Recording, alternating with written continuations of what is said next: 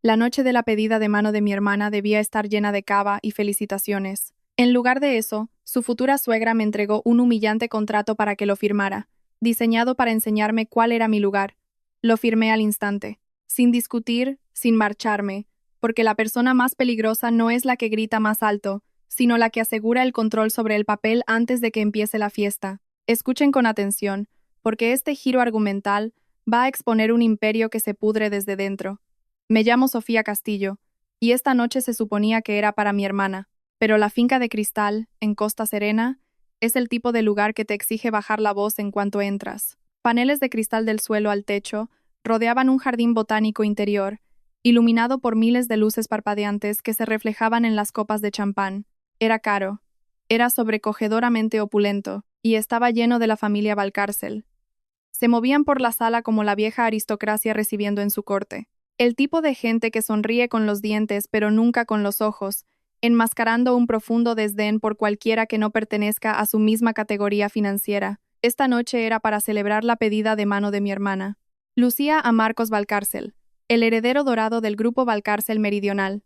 La lista de invitados de esta noche estaba tan meticulosamente dispuesta como un tablero de ajedrez. Reconocí caras de las páginas de las revistas de finanzas. Había directores de bancos regionales, promotores inmobiliarios y al menos 3 miembros del Consejo de Administración de Valcárcel Meridional. Esto no era simplemente una fiesta de compromiso, era una feria de negocios, y mi hermana era la pieza central, una exhibición para el mundo de que el imperio Valcárcel era estable, creciente y estaba asegurado para el futuro. Yo me mantenía cerca del borde de las orquídeas exóticas, con una copa de agua con gas en la mano. Llevaba un sencillo vestido lencero azul marino sin marca, perfectamente contenta de fundirme en las sombras, mientras Lucía brillaba en el centro de la sala con un vestido de seda blanca hecho a medida. Estaba bien siendo un personaje secundario, hasta que Victoria Valcárcel decidió que la secundaría estaba demasiado cerca de su foco de atención. Victoria, la madre de Marcos, se acercó a mí con la gracia de un ave de presa. Su sonrisa era afilada, su postura rígida, y la flanqueaban 2 mujeres que parecían subsistir enteramente de las cuentas en el extranjero de sus maridos. La conversación a nuestro alrededor se apagó de forma natural a medida que Victoria se acercaba. El poder engendra silencio, y en Costa Serena, Victoria era el poder absoluto. Sofía, querida, dijo Victoria, su voz lo suficientemente alta como para asegurar que los invitados cercanos escucharan cada palabra. Me alegro tanto de que hayas podido venir. No estábamos del todo seguros de que tuvieras tiempo. Con tus pequeños proyectos como autónoma, debe de ser agotador ir de una oportunidad a otra solo para mantener las apariencias. Unas cuantas risas educadas y forzadas recorrieron el grupo. La gente cambió el peso de sus pies, de repente muy interesada en sus copas. Unos pocos se giraron para evitar el contacto visual. Nadie intervino. No se interrumpe a un depredador cuando está jugando con su comida, especialmente cuando ese depredador firma los contratos de arrendamiento comercial de tu empresa. Yo no me inmuté. Dejé que sus palabras flotaran en el aire, permitiendo que el silencio se alargara una fracción de segundo más de lo cómodo para sus acólitos. Siempre tengo tiempo para la familia, Victoria, dije con calma. Los ojos de Victoria se enfriaron, aunque su sonrisa forzada permaneció fija. Hizo un gesto a un asistente que se mantenía discretamente detrás de su hombro izquierdo. El joven se adelantó y le entregó a Victoria una carpeta de cuero. La abrió, sacó una sola hoja de papel grueso y nítido y me la tendió junto con una pluma estilográfica de plata. Ya que eres familia, o casi, queremos asegurarnos de que esta noche transcurra sin problemas, arrulló Victoria, su tono goteando una falsa y condescendiente calidez. Tenemos un cierto estándar que mantener. El Grupo Valcárcel Meridional recibe a socios importantes esta noche. Esto es solo una formalidad, un entendimiento mutuo, por así decirlo. Bajé la vista al papel. Estaba impreso en un grueso papel crema, del tipo que cuesta una fortuna por resma. El título estaba en negrita y mayúsculas. Acuerdo de reputación familiar y no interferencia. Escaneé los párrafos. No era una formalidad. Me prohibía discutir mis finanzas personales, proponer proyectos empresariales independientes o iniciar contacto con cualquier invitado designado por el Fideicomiso Familiar Valcárcel como asociado de primer nivel. Implicaba fuertemente que yo era un riesgo, una arribista potencial. Aceptaba no ejercer ninguna influencia perjudicial en sus relaciones comerciales durante el evento. Era una orden de silencio disfrazada de insulto, presentada como condición para mi continua presencia en la fiesta de mi propia hermana. Al otro lado de la sala, Lucía notó el cambio repentino en el ambiente. Su mirada se movió de mi cara al papel en la mano de Victoria. El color desapareció de su rostro. Desde que nuestra madre murió hacía casi 20 años, siempre habíamos sido nosotras dos contra el mundo. Había pasado mi vida adulta protegiendo a Lucía. Al verla allí, dándose cuenta de lo que estaba pasando, una oleada de energía fría y dura se apoderó de mi pecho. Lucía dio un paso adelante, su mandíbula apretada de esa manera testaruda que conocía desde que éramos niñas. Estaba dispuesta a incendiar su propia fiesta de compromiso en ese mismo instante para defenderme, pero Marcos le agarró el brazo. Sus dedos se cerraron sobre su muñeca, no lo suficientemente fuerte como para dejar una marca, pero lo suficiente como para detenerla en seco. Vi cómo sus labios se movían. No montemos una escena, ahora le susurró. Su tono era suave, indiferente, como si mi humillación pública fuera un pequeño e inconveniente derrame en el mármol. Lucía se quedó helada, mirándolo con una mezcla de conmoción y traición. Volví a mirar a Victoria. Ella esperaba una explosión. Quería que yo gritara, que rompiera el papel, que me marchara furiosa para poder volverse hacia sus poderosos amigos y susurrar sobre la basura volátil y sin clase que Marcos estaba tolerando generosamente en nombre del amor. Ansiaba el control de la narrativa. Me negué a darle esa satisfacción. En lugar de eso, cogí la pesada pluma de plata de su mano perfectamente cuidada. No parpadeé, no suspiré, no protesté ni una sola palabra. Coloqué el papel sobre el borde liso de una mesa de cóctel cercana. El arañazo de la punta de la pluma fue el único sonido en nuestro pequeño círculo mientras firmaba mi nombre en la parte inferior de la página con trazos firmes y claros. Me enderecé, tapé la pluma y la coloqué suavemente en el centro del papel. Ahí tienes, dije, mi voz completamente desprovista de emoción, mirándola directamente a los ojos. Te lo prometo. Esta noche no interferiré en absoluto en tus asuntos. Victoria pareció momentáneamente desconcertada por mi absoluta sumisión. Estaba preparada para una pelea, no para una rendición, pero su arrogancia rápidamente superó su fugaz sorpresa. Una sonrisa de genuino triunfo se extendió por su rostro. Creía absolutamente que acababa de meter al perro callejero de nuevo en su jaula. Había ganado. Había afirmado su dominio en su propio territorio. Cogió el papel, se lo pasó a su asistente sin apartar la mirada de mí, y luego asintió bruscamente, con desdén. «Disfruta del cava», Sofía dijo, dándose la vuelta para deslizarse de nuevo entre su multitud de aduladores, dejándome sola junto a las orquídeas. La vi marcharse, mi corazón latiendo con el ritmo constante de un metrónomo. Pensaba que me había quitado el poder al obligarme a firmar su ridículo papel. Lo que Victoria Valcárcel no sabía era que mi firma ya estaba en documentos mucho más importantes relacionados con los activos de su familia. Me excusé con el pretexto de retocarme el maquillaje. Sonreí educadamente a un camarero cercano, disipando cualquier preocupación. No me dirigí a los aseos. En lugar de eso, rodeé el salón de baile, deslizándome detrás de una pesada cortina de terciopelo que ocultaba el área de servicio y administración del lugar. El pasillo de cristal, detrás del escenario principal, se silenció al instante. El bajo pulsante de la banda de jazz se amortiguó hasta convertirse en una vibración constante bajo las suelas de mis zapatos. Un portapapeles de catering estaba abandonado en una mesa cerca de una consola de iluminación. Lo abrí en la página principal del plano de asientos. Mis ojos recorrieron los nombres, mapeando mentalmente la sala que acababa de dejar. En menos de 30 segundos confirmé mis sospechas. La disposición era demasiado deliberada.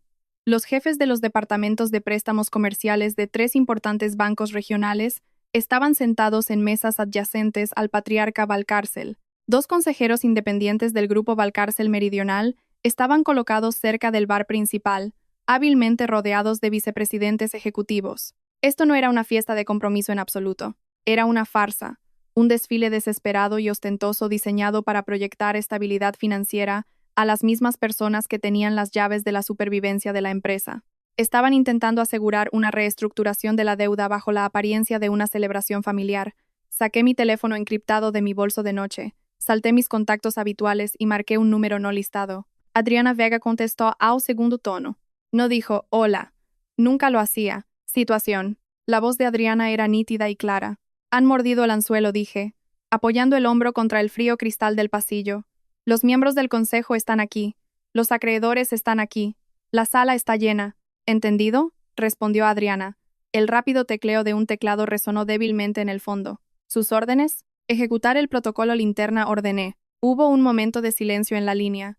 El protocolo linterna no era un plan de contingencia normal. Era un mecanismo financiero de nivel apocalíptico, que habíamos construido silenciosamente en la sombra durante los últimos 8 meses. No era un acto de malicia o emoción, era una secuencia de maniobras puramente calculadas y estrictamente legales, diseñadas para estrangular las operaciones de una entidad corporativa. Afirmativo, confirmó Adriana, su tono cambiando a un registro totalmente profesional. Estoy enviando los embargos electrónicos a sus acreedores principales para bloquear formalmente la inminente renovación de la deuda. Estamos citando un fallo en la divulgación de información material. Las notificaciones de incumplimiento de contrato se están redactando y llegarán a las bandejas de entrada de los ejecutivos en 1 hora.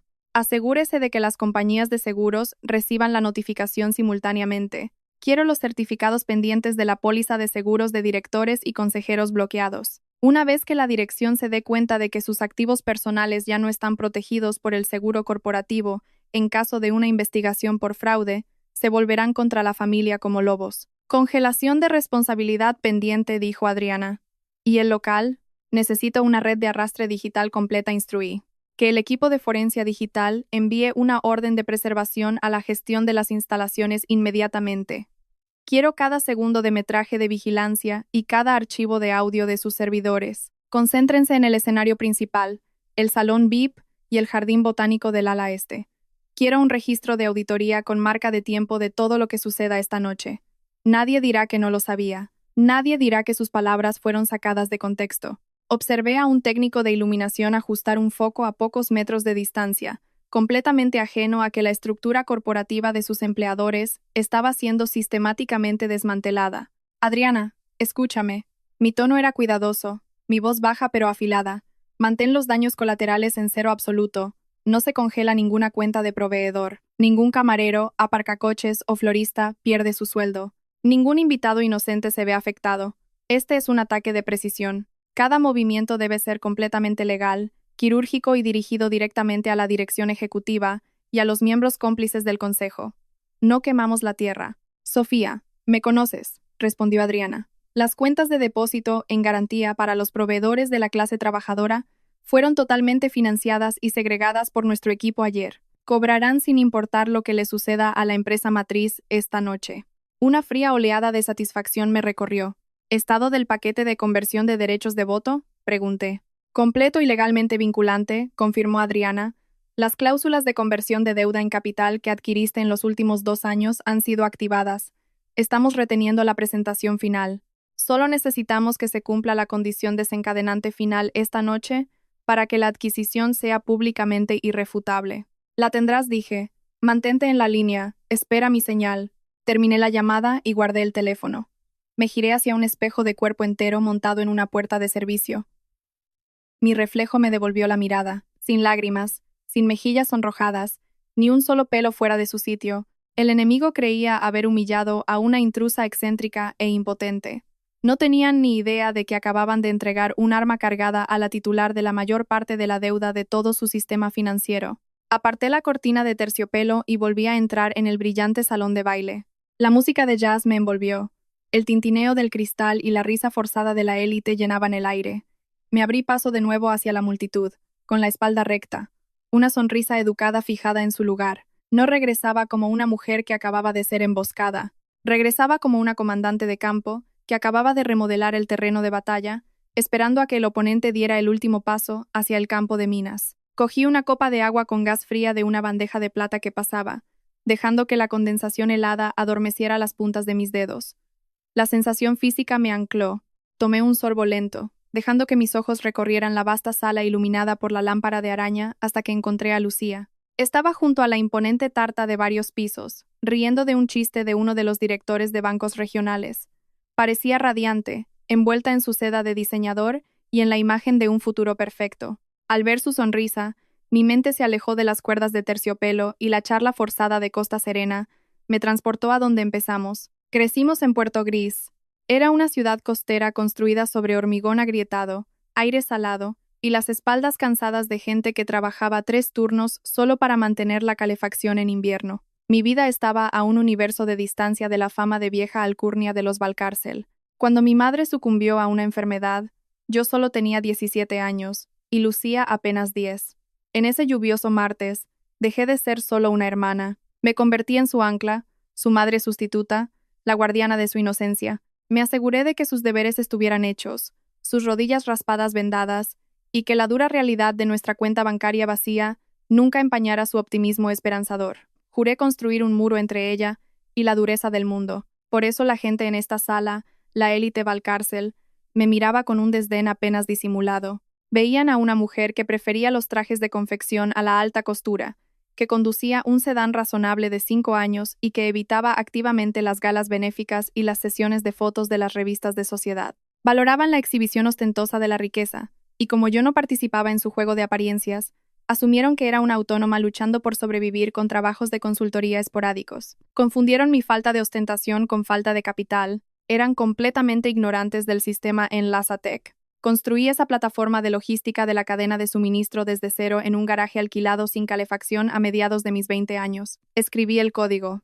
Diseñé los algoritmos predictivos y la presenté hasta quedarme ronca. La convertí en un sistema que revolucionó el enrutamiento de la distribución, y finalmente la vendí a una corporación tecnológica multinacional por una suma de 8 cifras que alteró por completo el curso de mi vida. Pero no compré un yate ni una mansión. Cogí esa masiva inyección de capital y me retiré del ruidoso y arrogante mundo de las startups tecnológicas. Me moví hacia las sombras. Fundé Acero Capital. Mi nueva firma se especializaba en deuda corporativa en dificultades y reestructuraciones organizativas agresivas. No invertíamos en ideas esperanzadoras. Comprábamos los títulos de imperios en decadencia, adquiríamos la deuda senior de empresas en quiebra y nos convertíamos en el poder silencioso y absoluto que decidía si reconstruirlas desde los cimientos o desmantelarlas para obtener piezas. La ironía definitiva de esta noche era una píldora amarga que había tragado hacía años. Casi media década atrás, mucho antes de que Marcos Valcárcel supiera el nombre de mi hermana, me había acercado al grupo Valcárcel Meridional. Organicé una reunión con Ricardo Valcárcel, el patriarca y entonces presidente, para proponer una asociación estratégica que abordara su red logística en dificultades. Me senté en su enorme despacho con paneles de madera, presentando un plan impecable de recuperación operativa. Ricardo se reclinó en su silla de cuero, juntó las yemas de los dedos y soltó una risa condescendiente y paternalista. Me dijo sin rodeos que yo era una chica técnica brillante, pero que fundamentalmente carecía de la clase para comprender su élite ejecutiva. Me descartó como una contadora de números que nunca podría captar los matices del liderazgo corporativo de alto nivel. Hizo que la seguridad me acompañara hasta el vestíbulo. No me enfadé ni grité. Volví a mi despacho y empecé a vigilarlos.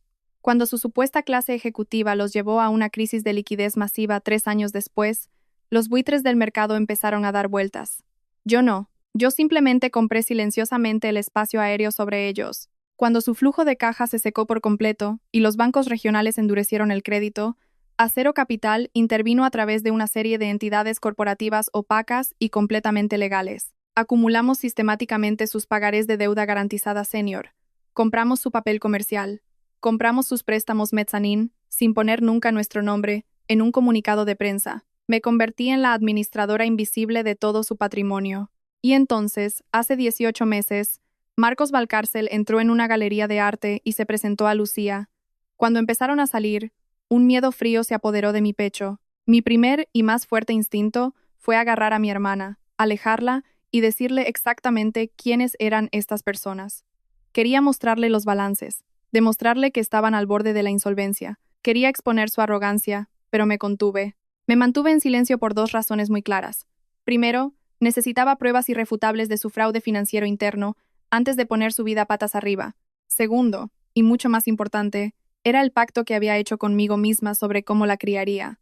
Mi trabajo era proteger a Lucía, no controlarla. No podía ser la figura autoritaria que dictara sus elecciones de vida, basándose en complejas hojas de cálculo financieras que ella nunca había visto. Tampoco podía ser la hermana cínica que saboteaba su romance simplemente porque tenía una rencilla con el padre de su novio. Si simplemente le hubiera dicho que los Valcárcel eran monstruos, podría haberme guardado rencor. Podría haber pensado que yo era una hermana amargada y sobreprotectora que intentaba arruinar su felicidad, pero necesitaba que viera la podredumbre por sí misma. Se merecía el absoluto respeto de llegar a la verdad por sus propios medios. Esta noche no se trataba simplemente de tender una trampa corporativa o de saldar cuentas financieras. Se trataba de exponer una ilusión. Iba a arrancar el terciopelo y el cristal, e iba a darle a mi hermana las lentes claras y sin adornos que necesitaba para ver finalmente la verdad que tenía delante. Iba a protegerla, pero también iba a dejar que ella tomara la decisión final. Salí por una pesada puerta lateral al jardín privado. El frío aire nocturno limpió el olor a perfume caro y pato asado que persistía en el salón de baile. El zumbido de los motores de los coches de lujo llegaba desde el área de aparcacoches. Junto a la puerta de servicio, oculta en la sombra de los setos perfectamente podados, un sedán negro y elegante estaba al ralentí. Adriana salió del asiento trasero. No iba vestida para una fiesta. Llevaba un traje de color carbón afilado, su expresión tan fría e impasible como un monumento de granito. Se movía con la eficiencia silenciosa de alguien que derriba imperios para ganarse la vida. Se acercó a mí y me tendió una gruesa carpeta de cuero. La cogí. Era pesada, el peso de su caída en mis manos. La auditoría forense está completa, dijo Adriana, su voz apenas un susurro. Los equipos de recopilación de datos trabajaron durante el fin de semana. Cada transacción, cada libro mayor oculto, cada transferencia internacional de los últimos 3 años está documentada y verificada. Abrí la carpeta bajo la tenue luz amarilla de una lámpara de seguridad cercana. Salté el resumen ejecutivo y fui directamente a los apéndices de transacciones. No necesitaba la narrativa. Necesitaba las matemáticas irrefutables. La primera pestaña estaba dedicada a Marcos, el generoso pretendiente que actualmente le daba de comer a mi hermana tarta cara y le susurraba dulces promesas. La auditoría había rastreado una compleja red de contratos de adquisición hasta una entidad fantasma llamada Asesores Brasa Eterna. Estaba registrada en una jurisdicción diseñada específicamente para ofuscar la propiedad corporativa. Cada vez que Valcárcel Meridional firmaba un contrato para la adquisición de materias primas o servicios de logística de la cadena de suministro, Asesores Brasa Eterna aparecía de repente como consultor independiente, llevándose un enorme porcentaje como comisión. No era consultoría, era desvío de fondos. En los últimos 24 meses, Marcos había desviado cientos de miles de euros directamente del presupuesto operativo de la empresa, canalizando el dinero a sus cuentas de corretaje personales. Estaba vaciando la empresa de su propia familia desde dentro. Pasé a la página siguiente. La siguiente sección pertenecía a Beatriz, su hermana, la elegante vicepresidenta de estrategia de marca que se había burlado de mi vestido antes. Su huella financiera era aún más descarada. Los documentos revelaron que había desviado millones del presupuesto de marketing de la empresa para firmar contratos a largo plazo con una red de influencers de redes sociales. El equipo de investigación forense había examinado las direcciones IP y los datos de registro de esas cuentas de influencers. Eran granjas de bots. Eran perfiles completamente fabricados, creados por una empresa digital de terceros que Beatriz poseía en secreto a través de un intermediario. Estaba aprobando pagos masivos de la empresa para campañas de marketing falsas, lavando el dinero a través de la compañía de bots y canalizando los fondos limpios directamente a sus fideicomisos personales en el extranjero. Pasé a la tercera pestaña. Victoria, la orgullosa matriarca que me había entregado la pluma y había intentado doblegarme. Su expediente era quizás el reflejo más patético de su fachada en ruinas. Ocupaba el cargo de presidenta de la Fundación Filantrópica Corporativa Valcárcel. Según los registros fiscales cruzados y los recibos internos que Adriana había desenterrado, la fundación estaba siendo rápidamente vaciada para financiar el lujoso estilo de vida de Victoria, estaba clasificando los gastos de catering de lujo, los alquileres a largo plazo de joyas de diamantes de alta gama y los costosos viajes sociales internacionales como gastos de captación de donantes. Estaba utilizando una organización benéfica exenta de impuestos como su cuenta de gastos personales para mantener la ilusión de una riqueza generacional interminable. Pero la última deuda fue la más condenatoria. Pertenecía a Ricardo, el patriarca y expresidente. Los términos financieros de su masiva deuda senior requerían que la empresa mantuviera una ratio de reserva de efectivo muy específica para proteger a los acreedores. Los libros de contabilidad internos no adulterados demostraron, sin lugar a dudas, que habían incumplido gravemente esa cláusula hacía 4 meses. Ricardo había ocultado deliberadamente esta información. Había ordenado a su equipo de contabilidad interno que falsificara los informes trimestrales preliminares, manteniendo al sindicato de bancos en la más absoluta ignorancia. Si los acreedores se enteraban de la verdadera situación del efectivo, declararían un impago técnico y exigirían la devolución inmediata de los préstamos. Levanté la vista de las páginas. El frío aire cortante me golpeaba las mejillas, pero mi mente estaba en llamas con una claridad absoluta. Las piezas del rompecabezas encajaron con una violencia repentina, formando una imagen aterradora del evento de esta noche. Marcos le había propuesto matrimonio a mi hermana hacía menos de 2 meses. Habían acelerado esta fiesta de compromiso a una velocidad vertiginosa, casi maníaca.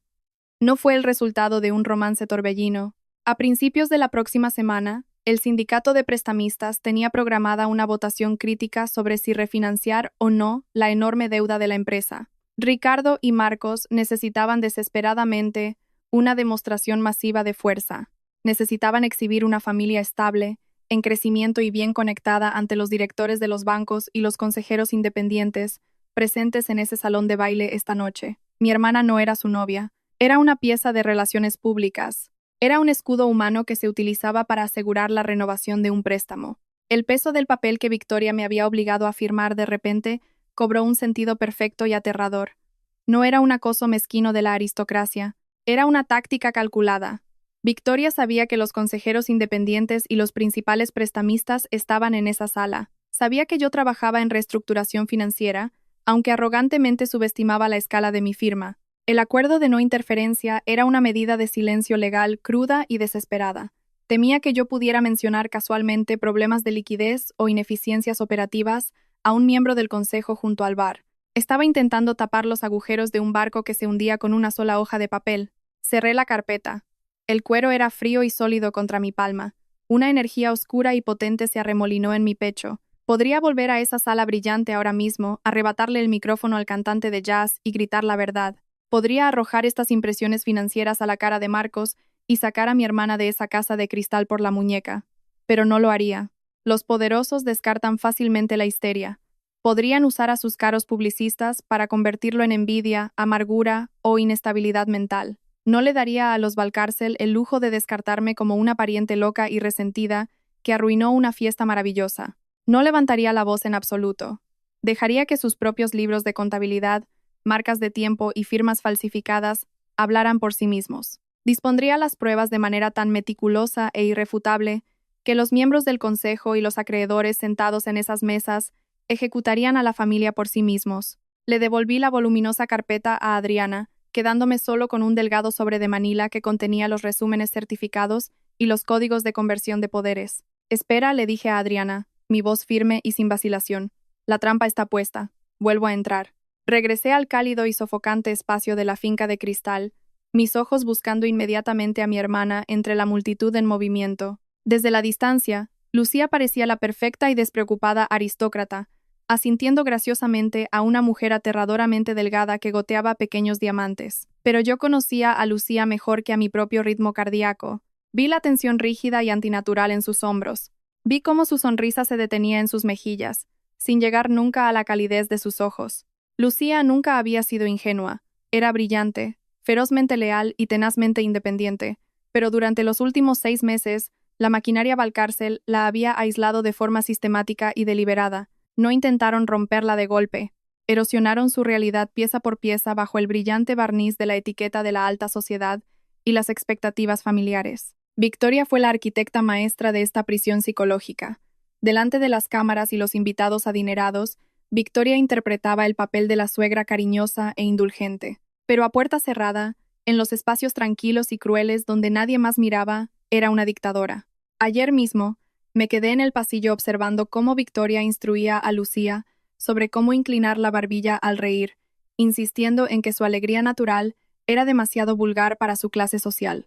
Victoria corrigió la postura, el vocabulario y el vestuario de Lucía. Incluso esta noche, justo antes de que llegaran los invitados, Victoria llevó a Lucía a un lado, dándole una orden con una dulzura venenosa. Sonrió, le dio una palmadita en la mejilla a Lucía y le instruyó explícitamente que no pasara demasiado tiempo hablando con los miembros del consejo. Victoria le estaba diciendo implícitamente a mi hermana que me controlara, insinuando que yo era una paleta, una carga que debía mantenerse alejada de los adultos de la sala. Pero Lucía estaba empezando a despertar. El control estaba fallando porque mi hermana poseía una voluntad de hierro forjada en los duros inviernos de Puerto Gris. Mucho antes de probar el cava caro, apenas 4 horas antes de que comenzara esta fiesta, mientras estaba sentada en una silla de terciopelo para que un estilista de novias le arreglara el pelo, mi teléfono vibró. Era un mensaje seguro y encriptado de Lucía. Se había encerrado en el baño principal del ático de Marcos y había tomado una foto rápida de un documento que él había dejado casualmente en la encimera de mármol esa mañana. Marcos le había besado la mejilla, le había servido café y lo había llamado un apéndice de procedimiento estándar para su acuerdo prenupcial. Le dijo que no se preocupara por la compleja jerga legal, afirmando despreocupadamente que era solo la última formalidad antes de la boda. No leí el documento.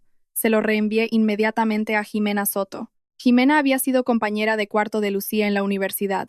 Era una amiga ferozmente protectora y una abogada de derecho de familia independiente y tenaz que se especializaba en destrozar contratos corporativos predatorios. Jimena me devolvió la llamada exactamente 3 minutos después.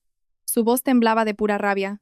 El documento no era una formalidad, era una sentencia de muerte financiera oculta bajo cláusulas y párrafos adormecedores sobre la reestructuración de fideicomisos familiares. Era una cláusula oculta y perniciosa. Ataba legalmente a Lucía en el momento en que firmaba el certificado de matrimonio, obligándola a actuar como cofirmante de una enorme garantía personal. La garantía estaba vagamente clasificada como financiación para mejoras de propiedades familiares, activada específicamente en caso de una reestructuración corporativa. Jimena tradujo la trampa a un lenguaje sencillo. Si el Grupo Valcárcel Meridional se declaraba insolvente e incumplía sus préstamos comerciales, el sindicato de bancos podría saltarse los escudos corporativos e ir directamente a por Lucía.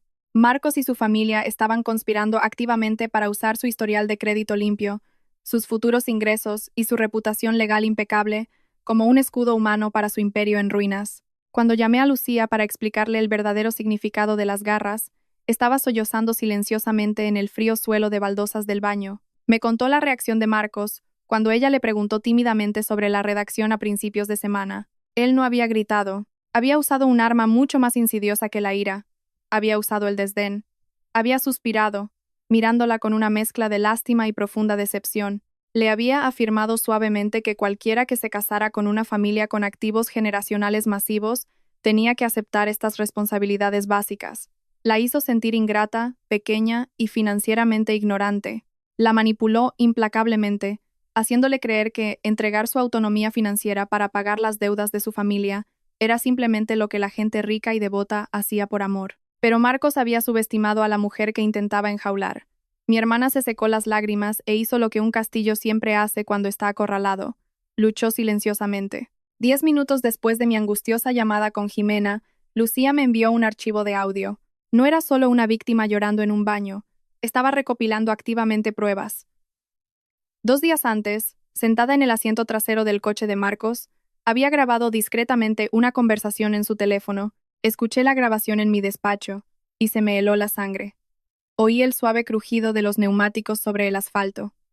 Luego oí a Marcos hablando con su padre por el altavoz. Su voz era tensa, irritada y completamente desprovista de cualquier calidez romántica. Le dijo sin rodeos a Ricardo que los acreedores se estaban poniendo nerviosos y agresivos. Y luego, mi futuro cuñado dijo en voz alta que preservar la imagen de la familia Castillo de estabilidad saludable y desinteresada era lo único que impedía a los directores de los bancos regionales retirarse del acuerdo de refinanciación. No habló de mi hermana como una novia, habló de ella como un activo de relaciones públicas para asegurar un préstamo.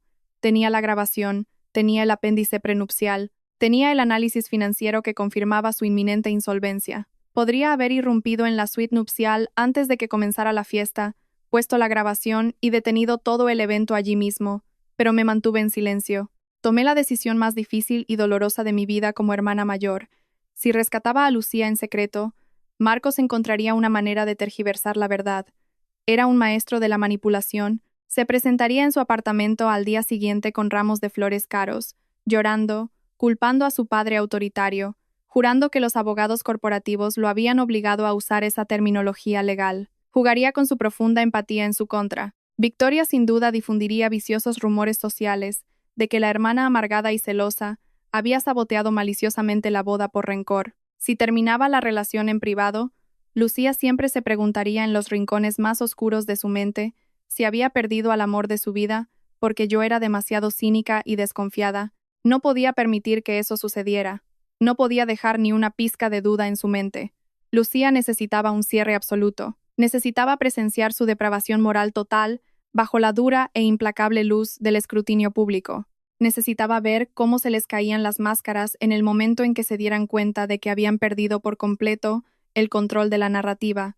Estaba preparando el escenario, cerrando las puertas y cortando los cables. Pero yo no iba a apretar el gatillo final.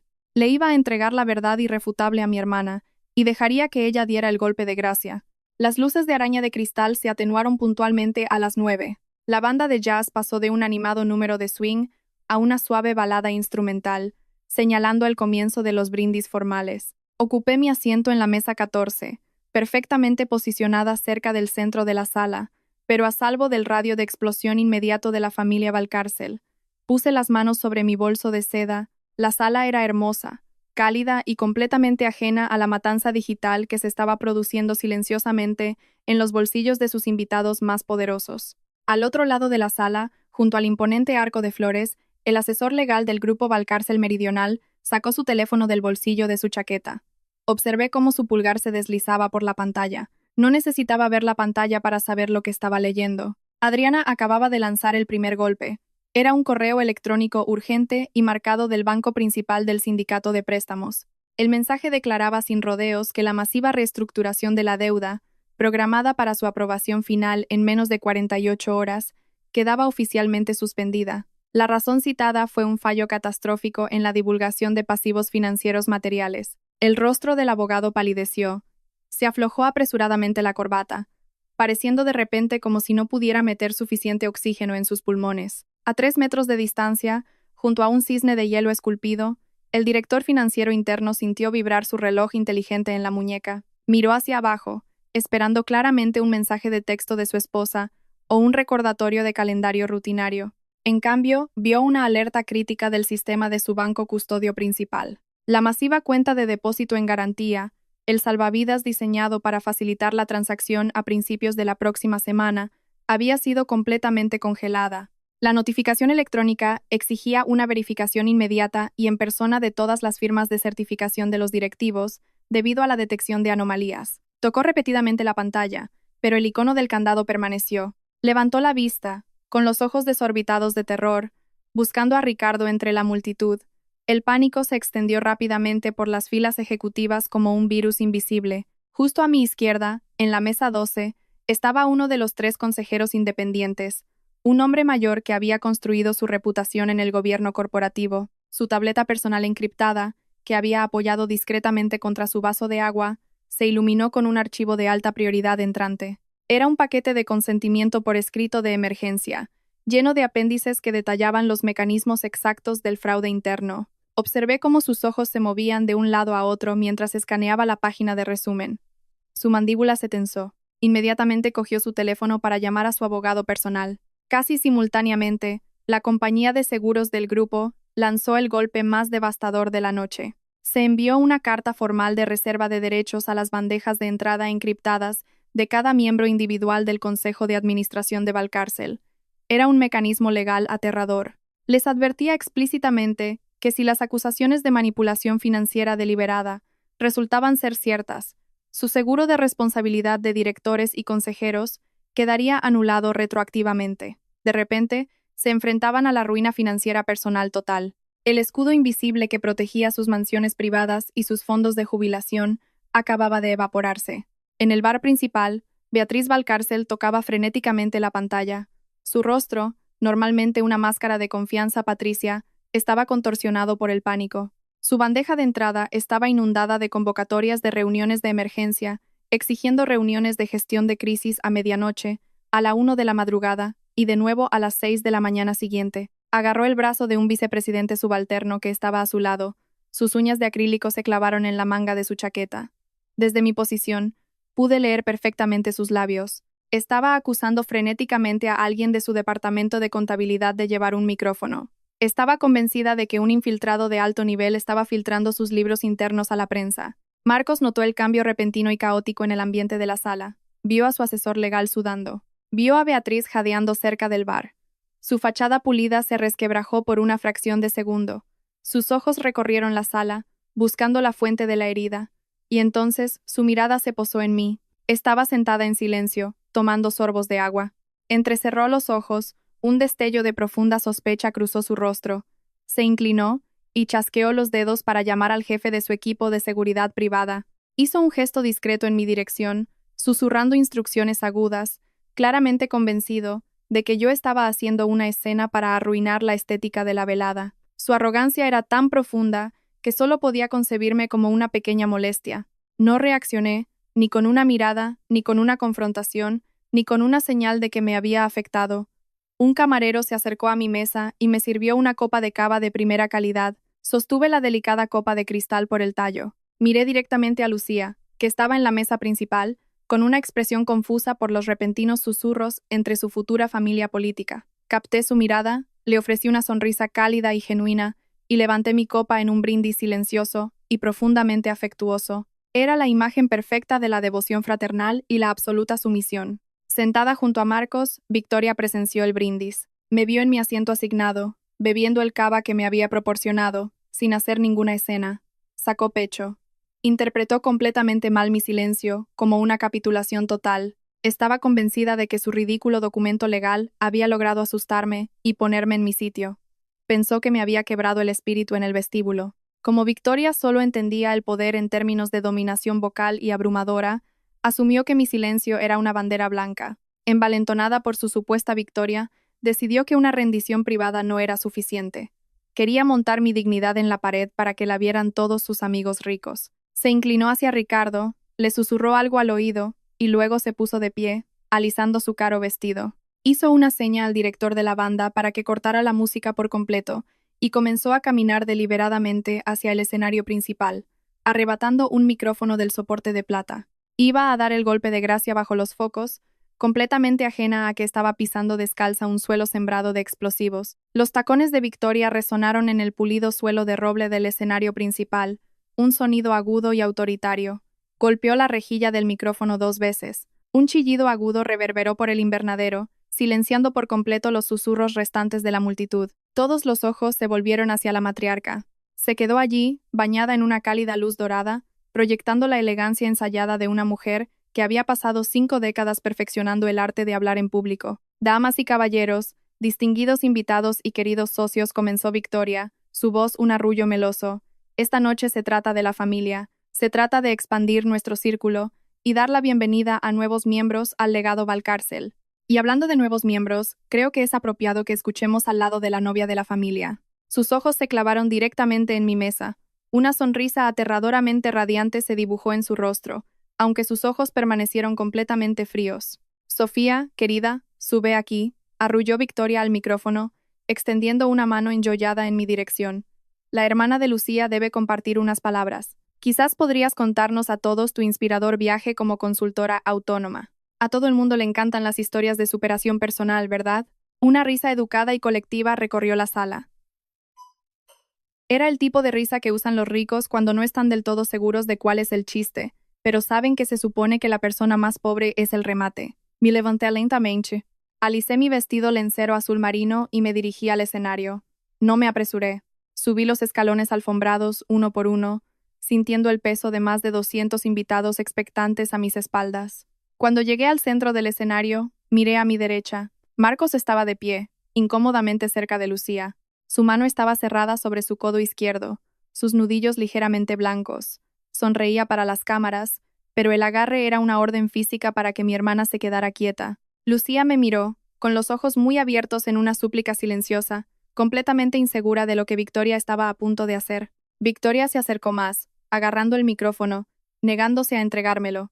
Quería enmarcar mi discurso antes de que yo pudiera pronunciar una palabra. Sofía, sabemos lo duro que has luchado, aceptando todo tipo de trabajos, intentando llegar a fin de mes durante todos estos años, dijo Victoria, su voz amplificada para que toda la sala la escuchara. Imagino que es un alivio inmenso saber que tu hermana finalmente está a salvo.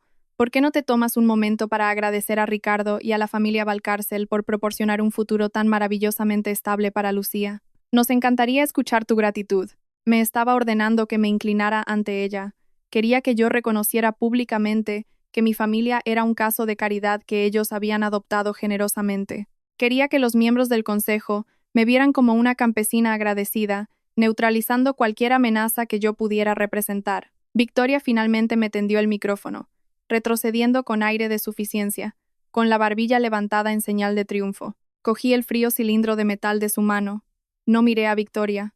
Ella era la arquitecta de la trampa social, pero no era la que tenía el detonador financiero. Miré más allá de ella, más allá de Marcos, y fijé mi mirada directamente en Ricardo Valcárcel, que estaba sentado en la mesa ejecutiva principal, justo delante del escenario. El silencio en la sala se volvió tan fino y frágil como el hielo a punto de agrietarse. Me llevé el micrófono a los labios. No grité. Mi voz no tenía ni rastro de ira. Hablé con el tono plano y preciso de un auditor leyendo un balance. Ricardo, solo tengo una breve pregunta, dije, mi voz resonando claramente en las paredes de cristal. ¿El acta de la reunión de su comité de auditoría más reciente fue firmada antes o después del incumplimiento de la cláusula del contrato? Las palabras fueron completamente extrañas para el 99% de la sala. Para la alta sociedad y los parientes lejanos, mis palabras podrían haber sido un idioma antiguo. Se quedaron mirando, confundidos por mi falta de gratitud y mi repentino giro hacia la jerga corporativa. Pero para las personas que controlaban el capital, esas 14 palabras fueron una detonación nuclear. En la mesa 12, el consejero independiente que acababa de recibir el embargo digital dio un respingo tan violento que tiró su vaso de agua. Se estrelló contra la mesa, salpicando el mantel de seda, pero ni siquiera miró hacia abajo. Miraba fijamente a Ricardo con absoluto terror. Al otro lado de la sala, el jefe de suscripción del Banco Regional se atragantó con su pato, su rostro adquiriendo un alarmante tono púrpura, mientras las implicaciones de mi pregunta se alojaban en su pecho. Todos ellos sabían exactamente lo que significaba un incumplimiento de contrato. Sabían que ocultarlo era fraude federal, y se dieron cuenta al instante de que la mujer del sencillo vestido azul marino en el escenario no era una consultora autónoma. Era una depredadora alfa que, de alguna manera, conocía las coordenadas exactas de sus pasivos ocultos. La mandíbula de Ricardo cayó, y el color desapareció de su rostro tan rápidamente que pareció que iba a desplomarse sobre sus verduras asadas. Se puso de pie de un salto, casi volcando su pesada silla de comedor. Agitó frenéticamente la mano hacia el director de la banda en el rincón más alejado de la sala. ¡Música!, rugió Ricardo, su voz temblando con un pánico repentino. Pongan algo alegre, ahora. La banda de jazz, completamente confundida, se apresuró a coger sus instrumentos. El batería golpeó la caja, los metales soltaron un acorde torpe y caótico, y una melodía de swing terriblemente desarticulada comenzó a sonar. Estaba demasiado alta, era estridente. El ambiente elegante y festivo de la finca de cristal se evaporó instantáneamente, reemplazado por la sensación claustrofóbica y vibrante de un desastre inminente. Los invitados empezaron a murmurar entre ellos, inquietos en sus asientos. Victoria, sintiendo la sangre en el agua, me miró fijamente, su sonrisa de suficiencia, completamente desaparecida, reemplazada por una expresión de desconcierto. No entendía la jerga, pero entendía el puro terror que emanaba de su marido. Justo cuando la banda intentaba encontrar el ritmo, las pesadas puertas dobles de caoba, en el lado este del salón de baile, se abrieron de golpe. Dos de los otros consejeros independientes de Valcárcel Meridional entraron en la sala. No llevaban smoking, llevaban trajes de negocios oscuros, sus expresiones graves y decididas. A su lado caminaba un hombre con un grueso maletín de cuero. Era un notificador judicial. En su mano derecha sostenía una pila de gruesos sobres de Manila sellados, claramente marcados con advertencias de embargo legal en rojo. La encarnación física del protocolo linterna había llegado oficialmente a la fiesta. Los vi dispersarse, dirigiéndose con determinación a las mesas ejecutivas. Me volví hacia Victoria. Parecía aterrorizada. Le devolví suavemente el micrófono a su mano temblorosa. Guardaré el resto de mi discurso para más tarde, dije con calma, asegurándome de que mi voz fuera lo suficientemente alta como para que Marcos y Lucía me oyeran por encima de la caótica música. Creo que es mejor esperar hasta después de que se muestre el vídeo del compromiso, para que todos en la sala tengan el contexto completo. No esperé una respuesta. Le di la espalda al clan Valcárcel y bajé tranquilamente los escalones del escenario, dejándolos a merced de los hombres de los trajes oscuros. Ricardo interceptó a los hombres de los trajes oscuros con un gesto frenético y agresivo, haciendo señas a su propio equipo de seguridad privada para que bloquearan a los notificadores al borde de las mesas del consejo. No podía detener los embargos legales, pero creía que podía ahogarlos. Se lanzó hacia el micrófono que yo acababa de dejar en el escenario, con el rostro cubierto de un sudor frío y desesperado. «Damas y caballeros», rugió Ricardo, su voz luchando por imponerse sobre el caótico jazz. Hizo un gesto furioso al director de la banda para que cortara la música por completo. La sala se sumió de repente en un silencio sofocante. «Por favor, vuelvan a sus asientos. Mi equipo legal está resolviendo una pequeña confusión de procedimiento, pero tenemos asuntos más importantes en los que centrarnos. Esta noche, no solo celebramos la unión de dos maravillosas familias, celebramos el futuro irrefutable del Grupo Valcárcel Meridional. Forzó una sonrisa que sonó exactamente como madera seca agrietándose. Estaba actuando para los acreedores, intentando proyectar fuerza mientras el suelo se desmoronaba bajo sus pies. Esta noche, estoy encantado de anunciar preliminarmente nuestra masiva expansión estratégica en el corredor logístico occidental, declaró Ricardo, haciendo un gesto grandilocuente con su mano libre. Un proyecto multimillonario que asegurará nuestro legado durante décadas. Y al frente de esta increíble iniciativa, la nueva cara del Consejo de Administración será mi hijo, Marcos Valcárcel. Marcos no dudó. Sabía exactamente lo que estaba haciendo su padre. Era un intento calculado y desesperado de tapar el desastre inminente con un momento perfecto de relaciones públicas. Cogió la mano de Lucía, tirando de ella suave pero firmemente hacia el centro del escenario. Los focos cambiaron, bañándolos en un brillante halo blanco. Metió la mano en su smoking a medida y sacó una caja de terciopelo pulido. Se arrodilló. Un jadeo colectivo recorrió la multitud. Unos pocos aplausos vacilantes sonaron. Los flashes de las cámaras del equipo de medios contratado estallaron, capturando su radiante fachada de novio. Marcos la estaba atrapando en una trampa social. Estaba usando la expectativa de más de 200 invitados adinerados para forzar su aceptación inmediata antes de que la horrible realidad corporativa se extendiera por la sala. Lucía Castillo, dijo Marcos, su voz suave y ensayada con una emoción artificial. Eres el centro de mi mundo. ¿Me harías el honor absoluto de ser mi esposa? Lucía no jadeó. No se tapó la boca en estado de shock, ni se le llenaron los ojos de lágrimas de felicidad. Se quedó inmóvil, mirando el inútil y brillante diamante en la caja abierta, su expresión completamente ilegible. Luego dio un paso deliberado hacia la derecha y cogió el micrófono del soporte que Ricardo acababa de abandonar. Marcos, dijo Lucía, su voz firme y con una calma escalofriante que resonó en el alto techo de cristal. Antes de responderte, necesito que aclares algo delante de tu familia, delante de tu consejo de administración. ¿Qué es exactamente la cláusula de garantía personal oculta en el cuarto apéndice de nuestro acuerdo prenupcial? La sala se quedó en silencio. El aire de riqueza y privilegio se evaporó al instante. Se podía oír el goteo del agua de las esculturas de hielo que se derretían.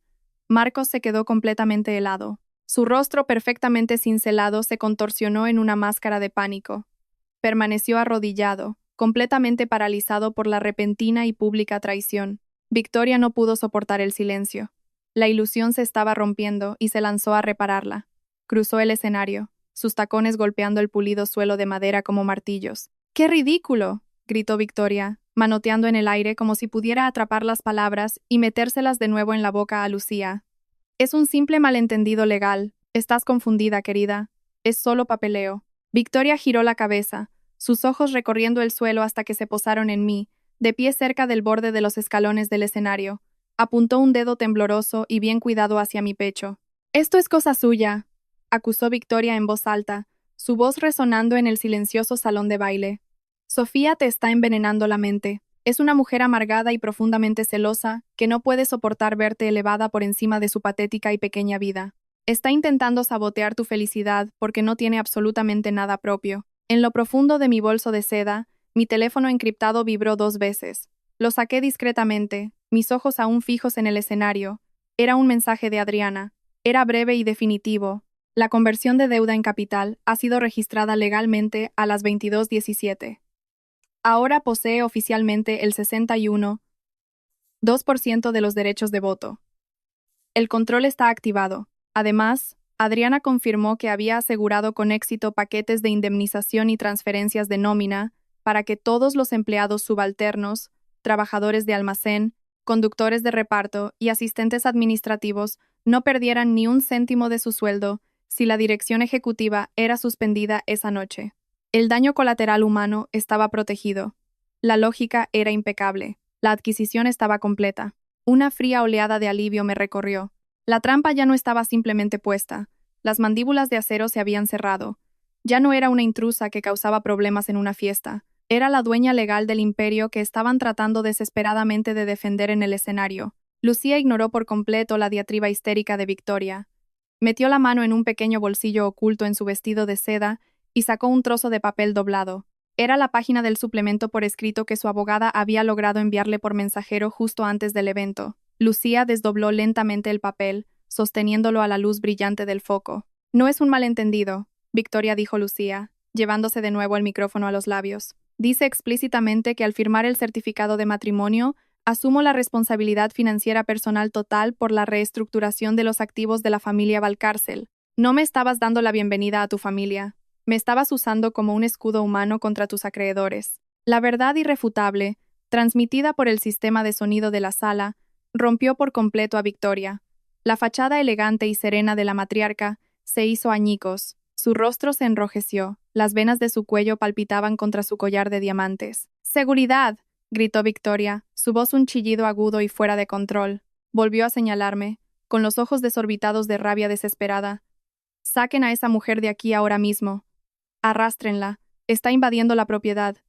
Échenla inmediatamente». Me estaba ordenando que me retiraran por la fuerza, completamente ajena a que acababa de llevar el drama al punto exacto de explosión que había estado esperando toda la noche.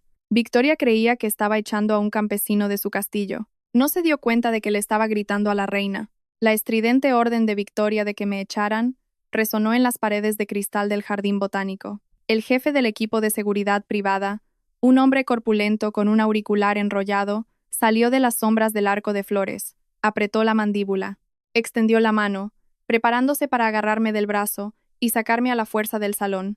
Me mantuve firme, simplemente observando cómo se acercaba. Antes de que sus dedos pudieran tocar la seda azul marino de mi vestido, una mano se cerró sobre su hombro. Era el consejero independiente mayor, el que había estado en la mesa 12. Se interpuso físicamente entre el jefe de seguridad y yo, clavando un documento legal rígido en el pecho del guardia. «Sesión del consejo en curso», declaró el consejero, su voz baja, peligrosa y exigiendo obediencia inmediata. «No la tocará. Por orden de emergencia del consejo, nadie obstaculizará a esta oradora ni la retirará de las instalaciones». El guardia se detuvo en seco. Miró del documento legal sellado a Ricardo Valcárcel, que agitaba frenéticamente las manos para que continuara, y de nuevo al consejero, dándose cuenta exactamente de quién controlaba las cuentas corporativas que firmaban sus cheques de pago reales. El guardia levantó las manos en señal de rendición total y dio 3 largos pasos hacia atrás, desapareciendo en la oscuridad. Pasé junto a él y subí los escalones alfombrados por segunda vez esa noche. El escenario se sentía completamente diferente ahora. Ya no era un podio brillante diseñado para su arrogancia. Era un tribunal brillantemente iluminado. Miré hacia la cabina de sonido e iluminación en la parte trasera de la sala. Capté la mirada del técnico audiovisual principal. «Detengan la presentación de diapositivas», ordené, mi voz perfectamente tranquila pero resonando claramente por la vasta sala. «Cambien la fuente a la unidad de respaldo». La enorme pantalla digital detrás de la familia Valcárcel parpadeó violentamente. El bucle romántico de Marcos y Lucía, corriendo descalzos por una playa virgen, desapareció al instante. Fue reemplazado por un fondo blanco cegador con un texto negro y en negrita. El texto decía: «Anuncio del Consejo de Administración con efecto inmediato». Un jadeo colectivo de más de 200 invitados de la alta sociedad sonó como si el aire fuera succionado de la sala. El ambiente se transformó en un instante aterrador. Ya no era un evento social de élite o una fiesta de compromiso. Era una ejecución corporativa en directo. Los invitados buscaron frenéticamente en los bolsillos de sus smoking y en sus bolsos de diseño. Un mar de rectángulos brillantes se elevó en el aire mientras cada prestamista, ejecutivo rival y socialité comenzaba a grabar el espectáculo. Olían sangre. Desde el pasillo este, Adriana Vega entró en la brillante luz del escenario. Había conseguido un micrófono inalámbrico del notificador judicial. No se presentó a la multitud. No ofreció ninguna cortesía. Simplemente levantó el micrófono y comenzó a leer la orden de embargo formal con la fría y desapasionada precisión de un director de funeraria. A la espera de una revisión forense financiera completa, la voz de Adriana cortó los susurros de pánico como un bisturí. Todo el acceso a la red interna, los códigos de autorización bancaria y la autoridad de aprobación de gastos quedan suspendidos indefinidamente para las siguientes personas: Beatriz Valcárcel, Marcos Valcárcel y Ricardo Valcárcel. En el bar, Beatriz tocaba frenéticamente la pantalla de su teléfono, su rostro palideciendo al darse cuenta de que había sido bloqueada de su propio correo electrónico corporativo. A las 20 de esta tarde continuó Adriana sin piedad. Sus tarjetas de seguridad de alto nivel han sido desactivadas. Se les prohíbe legalmente realizar cualquier transferencia de fondos, firmar cualquier acuerdo con proveedores o acceder a cualquier instalación que opere bajo la gestión del Grupo Valcárcel Meridional. El rostro de Ricardo se contorsionó en una máscara de pura rabia. Las venas de su frente palpitaban violentamente. Se abalanzó hacia adelante, apuntando un dedo tembloroso y furioso a Adriana y luego a mí. «Esto es una farsa», rugió Ricardo, la saliva volando de sus labios mientras su fachada patricia cuidadosamente construida se desmoronaba por completo. «Los Valcárcel son dueños de esta empresa. Construimos este imperio desde cero. No pueden simplemente entrar en mi local, arruinar la fiesta de compromiso de mi hijo e intentar robar mi legado». Se giró, mirando furiosamente a la cabina técnica. «Corten los micrófonos, corten las pantallas, corten el sonido inmediatamente o están todos despedidos». El técnico principal no tocó ni un solo dial en la consola de sonido, ni siquiera miró a Ricardo. Simplemente señaló a los consejeros independientes que estaban agrupados cerca de la primera fila de mesas. La resolución de emergencia había transferido temporalmente toda la coordinación de proveedores y operaciones a los representantes independientes del consejo. Ricardo estaba ladrando órdenes a un reino que ya no gobernaba. Di un paso adelante, sacando el grueso sobre de Manila que Adriana me había entregado de debajo de mi brazo.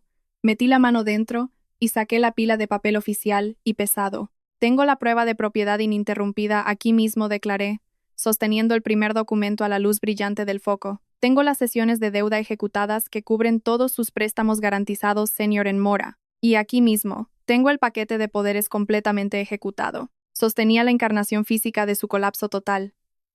La multitud observaba, conteniendo la respiración, esperando el golpe de gracia final. Ansiaban los números. Querían saber exactamente quién poseía qué porcentaje y quién ocuparía la silla del presidente, pero mantuve a mi audiencia en vilo. El aire en la sala era tenso como un alambre. No estaba lista para dejar caer el peso final de la verdad sobre los Valcárcel. Mi prioridad nunca habían sido los espectadores ricos ni los sindicatos bancarios. Le di la espalda a los flashes de los teléfonos y a los jadeantes ejecutivos. Me dirigí directamente a mi hermana. Lucía todavía estaba de pie junto a Marcos, aunque se había alejado, creando un abismo infranqueable entre ellos. Miró los documentos en mi mano y luego a mi cara.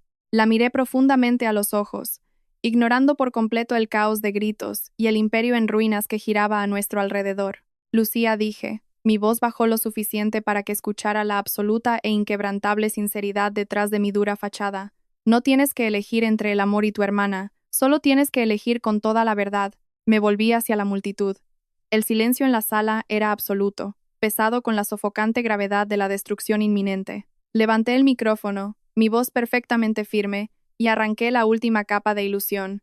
«Mi nombre es Sofía Castillo», declaré a la sala, «pero en los círculos financieros opero bajo un título diferente. Soy la socia gerente de Acero Capital. Durante los últimos 2 años, mi firma ha estado adquiriendo silenciosamente la totalidad de los pagarés de deuda garantizada senior en poder del Grupo Valcárcel Meridional». Los directores de los bancos regionales en la primera mesa se quedaron helados. Me miraron fijamente con incredulidad mientras la realidad de mis palabras los golpeaba. A las 16:17 de esta tarde continué, mi voz clara, nítida y convincente.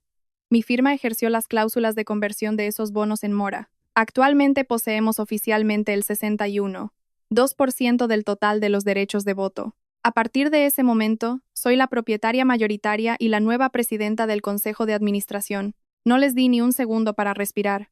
Expuse el plan de ejecución con una claridad brutal. «Los embargos de emergencia emitidos esta noche no son acusaciones infundadas», declaré, haciendo un gesto hacia los miembros del Consejo. «Son el resultado de una auditoría forense completa. Tenemos documentación completa de la ocultación deliberada de Ricardo Valcárcel de graves incumplimientos de contrato a sus acreedores. Tenemos los libros de contabilidad que demuestran que Victoria Valcárcel desvió fondos de la fundación benéfica de la empresa para cubrir gastos personales de lujo. Tenemos el rastro digital que expone los contratos de marketing fraudulentos de Beatriz Valcárcel y los números de cuenta de transferencia en el extranjero que demuestran que Marcos Valcárcel malversó cientos de miles de euros a través de una empresa fantasma llamada Asesores Brasa Eterna». Hice una pausa, girándome para mirar directamente a Ricardo. Parecía como si el suelo se hubiera abierto bajo sus pies. Además, añadí, demoliendo la desesperada tesis de su discurso anterior, la brillante expansión estratégica que Ricardo acaba de intentar venderles es una completa fabricación. Es una venta de activos en dificultades. Estaba preparando silenciosamente la liquidación de las divisiones operativas principales, con una pérdida masiva solo para cubrir su propio culo. Un movimiento que habría aniquilado por completo las pensiones y los beneficios de atención médica a largo plazo de más de 400 trabajadores. He detenido oficialmente esa venta. Se ha establecido y desplegado un fondo de protección operativa hace una hora para garantizar las nóminas y el cumplimiento de todos los contratos con los proveedores. Victoria emitió un sonido gutural y horrible de pura negación. Se abalanzó hacia adelante, apuntándome con un dedo tembloroso. «Monstruo rencoroso», rugió Victoria, con la voz quebrada. «Has venido aquí para destruir a una familia feliz en la noche del compromiso de mi hijo.